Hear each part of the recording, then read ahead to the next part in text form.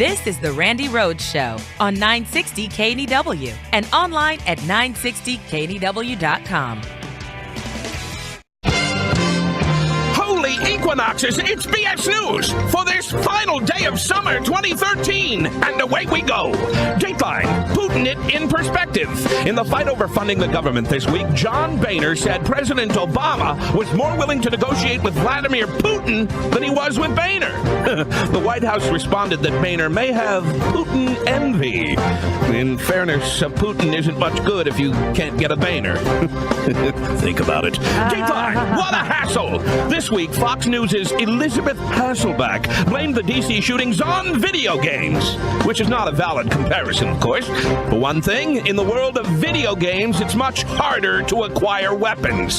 Sometimes you even have to earn them. Despite obvious mental problems, suspect Aaron Alexis had a security clearance.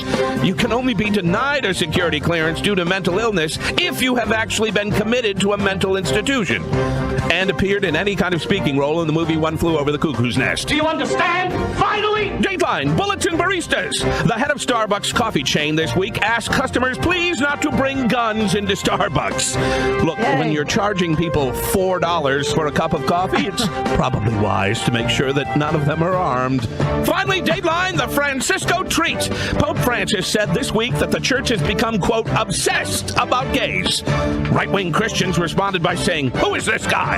Francis, that's a girl's name. It looks like he's wearing some kind of dress, and he's wearing Italian shoes, and he's driving around in a Fiat, and I bet he gets the Restoration Hardware catalog. Well, just a guess. Lift a glass to enlightenment. It's time to fall into happy hour. BS News for Friday. Have a great weekend. I have to say, I'm feeling the Pope. You know what was really, remember the day that they announced the Pope? Remember when we were watching for the smoke and then all of a sudden it was like, ooh, white smoke, we're going to get something really good here. And the guy came out and he looked just like Neil Rogers. Remember that day? It was like, Neil, God, he really was God. I mean, and now the Pope that looks just like Neil Rogers. He looks Neil Rogers, if you don't know, was the godfather of South Florida talk radio before they messed up, all of radio, and he died.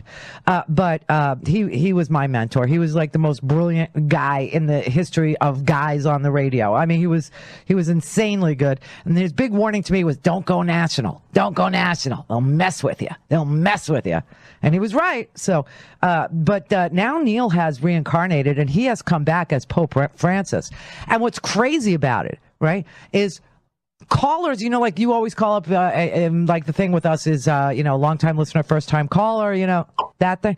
Well, Neil's was, people would call him up and they would just go, Neil, God. And it turns out he's the Pope. He's the Pope. So Neil Rogers is the head of the Catholic Church, and he's calling himself Pope Francis. And I'm not making this up. People who know what Neil looks like and who know what the Pope looks like, they know I'm telling the gospel here. This is the truth. He gave his first long interview. The editor of a Jesuit magazine sat down with him and asked him, what is your thinking on a series of issues from poverty to homosexuality to women in the church? And it tells us that the Pope is Neil Rogers. He's a flaming freaking liberal. Neil, God. Yeah, every issue that pits tradition against freedom or tradition against progress, the Pope comes down on the side of freedom and progress. Every single issue. They asked him about a vague question about Ignatian spirituality. And he used that opportunity to talk about change in the church. And he said, many think that changes and reforms can take place in a short time.